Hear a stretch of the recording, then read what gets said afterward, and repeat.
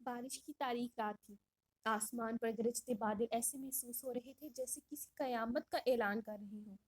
سڑک سنسان تھی اور دور دور تک صرف بارش کی آواز سنائی دے رہی تھی۔ اچانک ایک بلیک کار پوری رفتار سے آ کر رکی۔ گولیوں کی آواز فضا میں گونجی۔ ایک شخص خون میں لت پت زمین پر گر پڑا۔ ابو!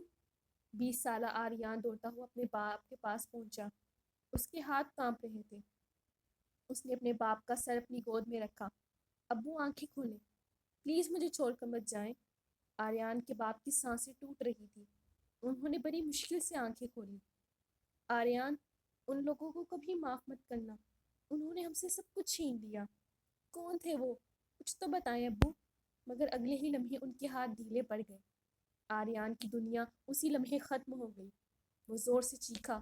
بارش اس کے آنسو چھپا رہی تھی۔ دور کھڑی گاڑی میں ایک سایہ اسے دیکھ کر مسکرایا۔ یہ لڑکا ایک دن بہت خطرناک بنے گا۔ آریان نے اپنے باپ کی لاش کو سینے سے لگایا اور سرد لہجے میں کہا، میں قسم کھاتا ہوں، جس نے بھی یہ کیا ہے میں اسے برباد کر دوں گا۔ 6 سال گزر چکے تھے۔ آریان اب پہلے والا معصوم لڑکا نہیں رہا تھا۔ وہ شہر کے سب سے طاقتور بزنس مینوں میں شمار ہوتا تھا۔ اس کے نام سے لوگ خوف کھاتے تھے۔ ایک بڑی میٹنگ میں اس نے اپنے مخالف کمپنی کے مالک کو سخت لہجے میں کہا، میرے راستے میں آنے والوں کا انجام بہت برا ہوتا ہے۔ پورا ہال خاموش ہو گیا۔ میٹنگ کے بعد اس کا دوست زین اس کے ساتھ بالکنی میں کھڑا تھا۔ تم بدل گئے ہو آریان۔ آریان نے سگریٹ جلایا۔ وقت سب کو بدل دیتا ہے۔ نہیں، تمہیں نفرت نے بدلا ہے۔ چند لمحے خاموشی رہی۔ پھر آریان دھیرے سے بولا، جس دن میرے باپ کے قاتل میرے سامنے ہوں گے نا، اس دن شاید یہ آگ بجھ جائے۔ اسی دوران اس کی نظر سامنے سڑک پر کھڑی ایک لڑکی پر پڑی۔ وہ سفید لباس میں بارش سے بچنے کی کوشش کر رہی تھی۔ آریان چند لمحوں کے لیے اسے دیکھتا رہ گیا۔ وہ عنایا تھی۔ اسے نہیں معلوم تھا کہ یہی لڑکی اس کی قسمت بدلنے والی ہے۔ اگلے دن آریان ایک کیفے میں اپنے بزنس پارٹنر سے ملنے گیا۔ کیفے میں ہلکی سی موسیقی چل رہی تھی۔ لوگ اپنی دنیا میں مصروف تھے۔ کونے کی میز پر ایک لڑکی خاموشی سے کتاب پڑھ رہی تھی۔ وہ عنایا تھی۔ اچانک ایک نشے میں دھت لڑکا اس کے قریب آیا۔ اتنی خوبصورت لڑکی اکیلے کیوں بیٹھی ہے؟ عنایا نے ناراضی سے کہا، براہ کرم دور رہیے۔ مگر وہ لڑکا ہنسنے لگا۔ اتنا غرور اچھی بات نہیں۔ اس نے عنایا کا ہاتھ پکڑنے کی کوشش کی، مگر اچانک کسی نے اس کا کالر پکڑ لیا۔ ہاتھ لگانے کی غلطی بھی مت کرنا۔ وہ آریان تھا۔ اس کی آواز میں ایسی سردی تھی کہ وہ لڑکا خوف زدہ ہو گیا۔ سوری بھائی، غلطی ہو گئی۔ وہ فوراً وہاں سے بھاگ گیا۔ عنایا حیرت سے آریان کو دیکھتی رہی۔ Thank you. آریان نے پہلی بار اس کی آنکھوں میں دیکھا۔ وہ آنکھیں عجیب سکون رکھتی تھیں۔ اپنا خیال رکھا کریں۔ دنیا اتنی اچھی نہیں جتنی آپ سمجھتی ہیں۔ عنایا ہلکا سا مسکرائی۔ اور آپ بھی دنیا جیسے ہیں۔ آریان چند لمحے خاموش رہا۔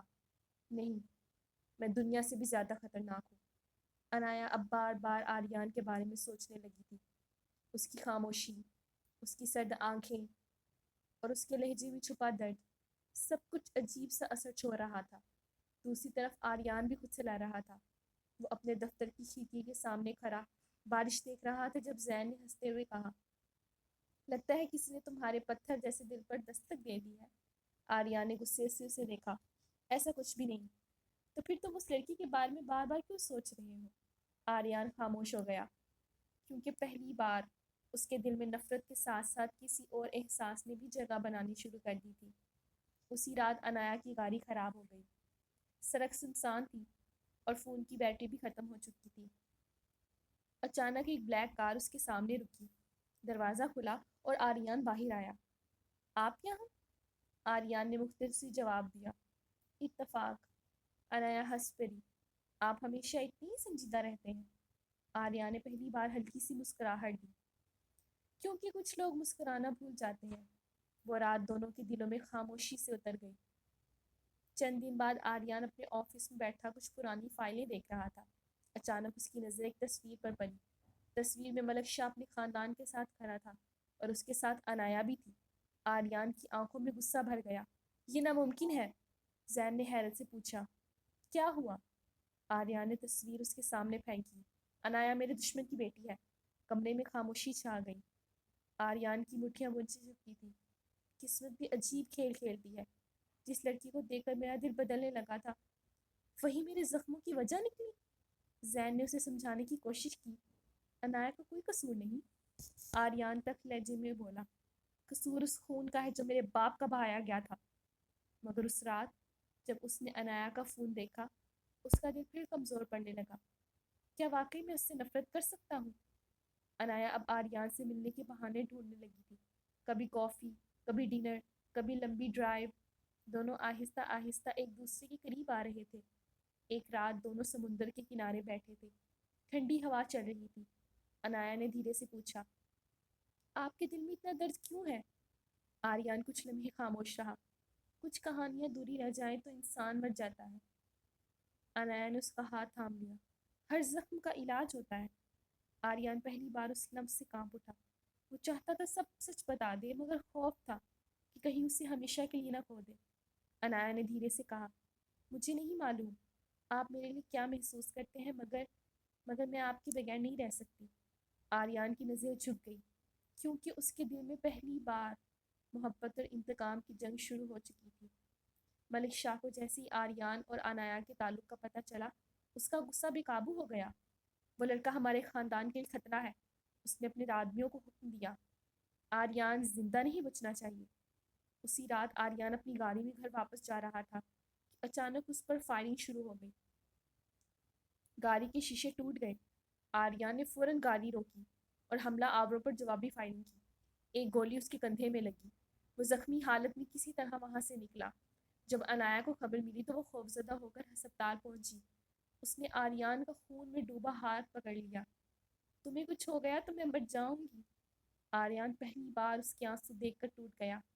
اس نے کمزور آواز میں کہا، شاید میں تمہیں خود سے دور نہیں رکھ سکتا۔ آریان نے فیصلہ کیا کہ وہ عنایا کو سب سچ بتا دے گا، مگر اس سے پہلے ملک شاہ نے عنایا کے ذہن میں زہر بھر دیا تھا۔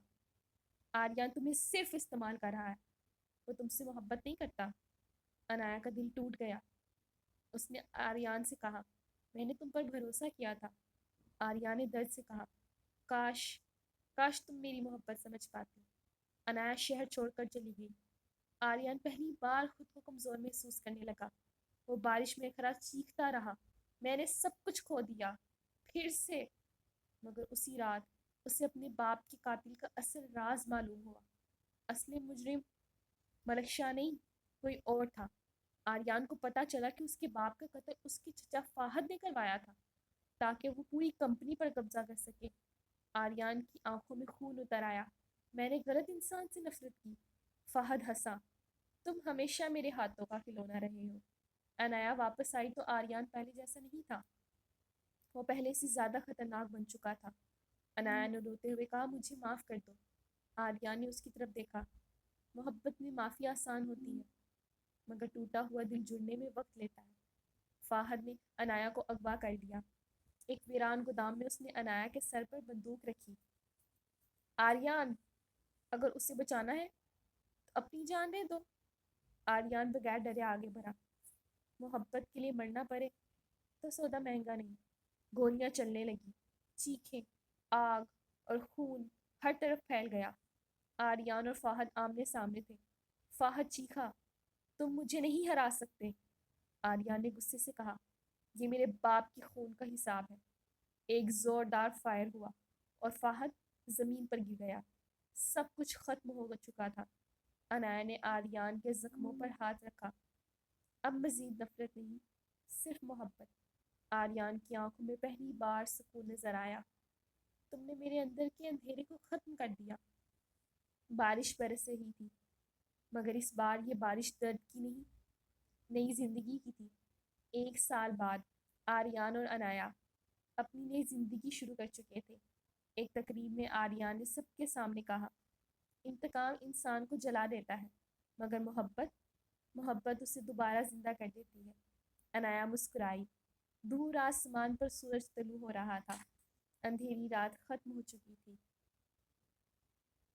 Thank you so much for watching my video. If you like my video, please like, comment, share and subscribe my channel.